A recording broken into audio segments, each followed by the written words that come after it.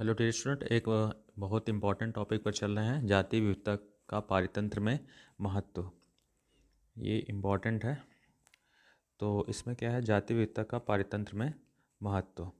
सबसे पहले इसमें देखते हैं होता क्या है, क्या बोलते हैं इसको, इम्पोर्टेंस ऑफ स्पीशीज डाइवर्सिटी। इसको बोलते हैं इम्पोर्टेंस ऑफ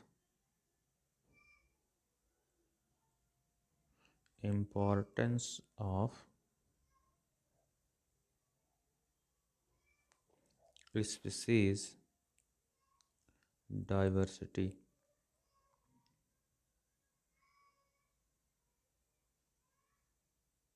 ठीक है, इम्पोर्टेंस ऑफ स्पीशीज डाइवर्सिटी पढ़ेंगे। तो इसमें मेनली होता क्या है, इसमें दो हाइपोथेसिस दी गई है, इसमें दो परिकल्पनाएं दी गई हैं। ठीक है, तो इसमें जो पहली जो परिकल्पना दी गई है डेविड टिलमैन के द्वारा दी गई है। ठीक है, डेविड टिलमैन के द्वारा दी गई है। इन्होंने कहा है कि जिस समुदाय में अधिक जातियां होती हैं वह पारतंत्र कम जाति वाले समुदाय से अधिक स्थिर रहता है। ठीक है, जिस समुदाय में अधिक जातियां होती हैं यानी जिस पॉपुलेशन में ज़्यादा स्पीसीज है वह पारतंत्र कम जाति वाले समुदाय से अधिक स्थिर रहता है। यानी मोर स्पीसीज और मोर, क्या बोल सकते हो, उसमें उसमें ज़्यादातर मास ज़्यादा होगा उसमें। तो जिस समुदाय में अधिक जातियाँ होती वह पारतंत्र कम जाति वाले समुदाय से अधिक स्थिर रहता है। एक जैवी समुदाय के लिए सटीक स्थिरता क्या है, एक स्थिर समुदाय की उत्पादकता में साल दर साल अधिक अंतर नहीं होना चाहिए। ठीक है, यानी एक स्थिर समुदाय की उत्पादकता में साल दर साल अधिक अंतर नहीं होना चाहिए। समझ गए, उसमें बहुत ज़्यादा डिफरेंस नहीं होना चाहिए। उसके जो उत्पादन है, एक एक दो समुदाय का जो उत्पादन है उसमें बहुत ज़्यादा अंतर नहीं होना चाहिए। समय समय पर आने वाली प्राकृतिक या मानव निर्मित बाधाओं को रोकने वाला तथा विदेशी जातियों के आक्रमण को रोकने वाला भी होना चाहिए। ठीक है, अब नहीं जानते कि ये गुण जाति समृद्धि से किस प्रकार संबंधित है, लेकिन डेविड टिलमैन क्या कह रहे हैं, डेविड टिलमैन द्वारा प्रयोगशाला के बाहर के भूखंडों पर लंबे समय तक पारितंत्र के प्रयोग इस बारे में कुछ प्रारंभिक उत्तर देते हैं। टिलमैन ने पाया कि भूखंडों ने जिन पर अधिक जातियां थी, ध्यान देना, जिन पर अधिक जातियां थी, साल दर साल कुल जैवभार में कम विभिन्नता दर्शाई जाती है। ठीक है, यानी जिस पर बहुत ज़्यादा जातियां होती हैं उसमें बायोमास यानी जैवभार में कम भिन्नता आती है, उसमें बायोमास का उत्पादन भी उतना ही होता है। उन्होंने अपने प्रयोगों में यह भी दर्शाया कि विविधता में, ध्यान देना ये इंपॉर्टेंट लाइन है, विविधता में वृद्धि से उत्पादकता होती है। ठीक है, इसमें क्या लिखा है, विविधता में वृद्धि से उत्पादकता बढ़ती है। ठीक है, ये बहुत ही इंपॉर्टेंट लाइन है। तो डेविड टिलमैन क्या कहते हैं कि विविधता में वृद्धि से उत्पादकता बढ़ती है। ठीक है, आगे इन्होंने क्या कहा है कि क्या होता है, टिलमैन पाया कि जिन भूखंडों पर अधिक जातियां थी साल दर साल उनमें जैवभार कम विभिन्नता दर्शाता है। ठीक है, ये है डेविड टिलमैन की परिकल्पना। डेविड टिलमैन क्या कह रहे हैं कि विविधता में वृद्धि से उत्पादकता बढ़ती है। ठीक है, जितनी ज़्यादा डाइवर्सिटी होगी इस जातियों की उतना ज़्यादा क्या होगी, उत्पादकता भी उतना ही बढ़ेगी। ठीक है, ये हो जाता है। आगे इसी तरह से एक और परिकल्पना दी गई है, ये है पॉल एहरलिख की परिकल्पना है, पॉल एहरलिख की। इन सीधे प्रश्नों का कोई उत्तर नहीं है, लेकिन स्टैनफोर्ड के, पॉल एहरलिख कहाँ के थे, स्टैनफोर्ड के थे। परिस्थितिविद पॉल एहरलिख, क्या नाम था इनका, पॉल एहरलिख द्वारा उपयोग की गई रिबेट पोपर परिकल्पना। तो पॉल एहरलिख की कौन सी हाइपोथेसिस यानी परिकल्पना थी, रिबेट पोपर परिकल्पना थी। हम एक सही विचार प्रस्तुत कर सकते हैं, एक वायुयान, इन्होंने एग्जाम्पल लिया है एक वायुयान का, वायुयान को बोल सकते हैं पारितंत्र। एक एरोप्लेन को क्या नाम दिया, एक तरह का इकोसिस्टम है। पारितंत्र के हजारों रिबिटों यानी जातियां द्वारा सभी भागों को जोड़ा जाता है। ठीक है, मतलब एक इकोसिस्टम है और एक उस इकोसिस्टम तब मेंटेन रह सकता है जब उसमें बहुत सारी जातियां होंगी। ठीक है, तो जैसे एक वायुयान के हजारों रिबिट, बहुत सारे नटबोल्ट से एक वायुयान जुड़ा रहता है। यदि वायुयान का हर यात्री अपने साथ एक रिबिट यानी कील को उठा ले जाए, ठीक है, यानी एक एक जातियां धीरे धीरे विलुप्त, पारितंत्र की एक एक जातियां अगर विलुप्त होती रहें तब आरंभ में जहाज की सुरक्षा प्रभावित नहीं होगी। अगर 100 जातियां हैं पारितंत्र में, अगर दो चार अगर नष्ट विलुप्त भी हो गई तो पारितंत्र कोई विशेष नुकसान नहीं होगा। लेकिन यदि और अधिक रिबेट हटा लिए जाएं यानी और अधिक जातियां अगर विलुप्त हो जाएं तब कुछ समय बाद जहाज खतरनाक रूप से कमज़ोर हो जाएगा। साथ साथ ही महत्वपूर्ण है कि कौन सा रिबेट हटाया गया है, कौन सा रिबेट, समझ गए, कौन सी जातियां उस पारितंत्र से हटाई गई हैं।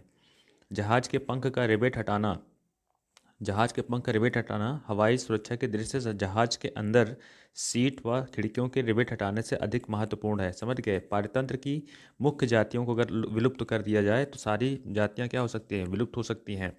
यहाँ जहाज के पंख के रिवेट को पारितंत्र की मुख्य जातियों से तुलना की गई है। ठीक है, रिवेट मतलब जो नट बोल्ट है, जहाज के पंख वाला हटा देंगे तो पारितंत्र की मुख्य जातियों से तुलना की गई। मुख्य जाति मतलब लायन टाइगर हो गए ना, शेर बाघ हो गए, इनको अगर हटा दिया जाए तो पारितंत्र पूरी तरह से नष्ट हो जाएगा।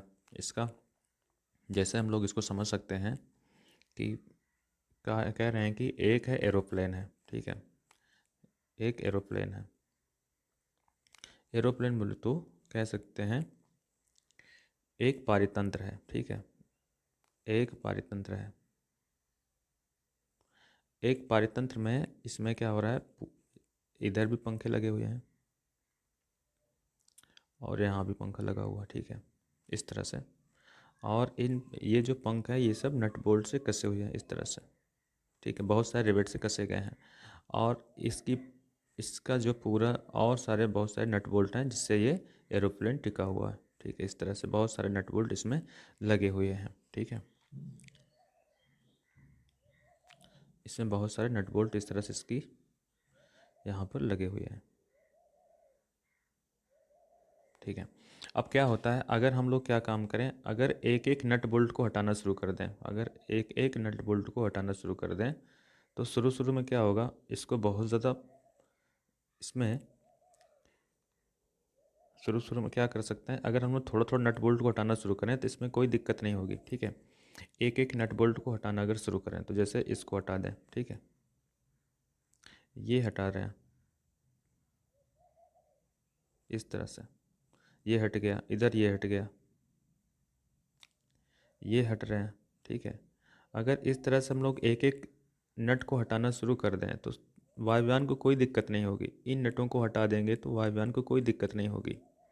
लेकिन हमने गलती से अगर इसके हमने गलती से क्या करें, अगर इसके पंख वाले को हटा दिए, हमने गलती से अगर इसके पंख वाले को हटा दिए तब तो क्या हो जाएगा बताओ, एरोप्लेन क्या हो जाएगा, क्रैश हो जाएगा ना, क्योंकि यहाँ से ये पंख अगर टूट जाएगा तो एरोप्लेन नष्ट हो जाएगा। तो मुख्य जातियाँ ही अगर पारितंत्र से नष्ट हो जाएंगी, मुख्य जातियाँ ही अगर पारितंत्र से नष्ट हो जाएंगी तब क्या होगा, पारितंत्र ही क्या हो जाएगा, नष्ट हो जाएगा। ये परिकल्पना थी पॉल एहरलिख की परिकल्पना थी, ठीक है, ये परिकल्पना किसकी थी, पॉल एहरलिख की ये परिकल्पना थी, ठीक है। रिवेट पोपर परिकल्पना इसको बोलते हैं। किसने दिया था, पॉल एहरलिख ने दिया था। उम्मीद है आप सबको समझ में आएगा होगा। एक और एग्जाम्पल इसको हम लोग समझ सकते हैं, एक और इजी एग्जाम्पल इसको समझ सकते हैं। जैसे मान लो एक साइकिल का पहिया है, ठीक है, इसमें ये मेन नट है जिसमें से बहुत सारे इस तरह से तीलियां जुड़ी होती हैं इस तरह से, ठीक है। अब हमने क्या काम किया, इसमें से कुछ तीलियों को अगर हम हटा दें, इसमें से अगर हम कुछ तीलियों को हटा दें, ठीक है, इसमें से अगर हम कुछ तीलियों को हटा दें तो शुरू शुरू में क्या होगा, इसको कोई दिक्कत नहीं होगी, ठीक है, शुरू शुरू में तो इसको कोई दिक्कत नहीं होगी। लेकिन अगर हमने इसकी इसकी अगर इसके अगर मेन नट को ही निकाल दिया, यहाँ पे इसके अगर मेन नट को अगर निकाल दिया तब तो प्रॉब्लम ही हो जाएगी, ठीक है। ये समझ गए, शुरू शुरू में अगर हमने कुछ को हटा दिया, यहाँ से हमने यहाँ से इसको हटा दिया, ठीक है, इसको हटा दिया, इसको हटा दिया, तो इसको तो कोई दिक्कत नहीं होगी, दो तीन हटा दिया। लेकिन हमने क्या काम किया, अगर इसको मेन वाले को हटा दें, इस वाले को हटा दें, तब क्या ये संभल पाएगा, तब ये वजन को नहीं सहन कर पाएगी। इसीलिए ये क्या है, यही है अपनी मुख्य जातियाँ, ये क्या है, अपनी मुख्य जातियाँ हैं, ठीक है, ठीक है। चलिए, उम्मीद है आपको ये टॉपिक समझ में आ गया होगा।